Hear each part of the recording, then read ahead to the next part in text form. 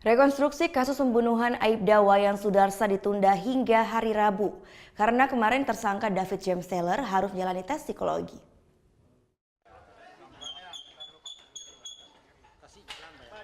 Tersangka pembunuhan Aibda Wayan Sudarsa, David James Taylor Senin pagi menjalani tes psikologi di ruang penyidik Polresta Denpasar.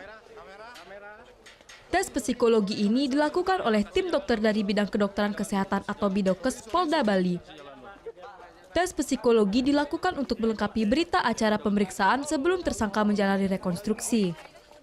Yang pertama untuk memeriksakan kesehatan jiwa tersangka, kemudian apakah tersangka capable ya atau cakap untuk mempertanggungjawabkan perbuatannya, demikian. Tes psikologi ini berlangsung sekitar 3 jam. Kasat Reskrim belum bisa mengungkap hasil tes psikologi ini karena sedang didalami penyidik. Tersangka lain WNA asal Australia, Sarah Connor lebih dulu menjalani tes psikologi di Mapolda Bali Jumat lalu. Dengan selesainya tes psikologi ini, penyidik menjadwalkan rekonstruksi di lokasi kejadian hari Rabu lusa. Anggota Satlantas Polsek Kuta Aibda Wayan Sudarsa ditemukan tewas di Pantai Legian Kuta Rabu dini hari dengan luka robek di bagian kepala dan leher.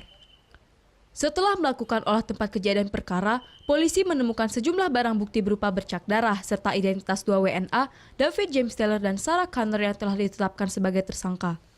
Muhammad Hasanuddin melaporkan untuk NET.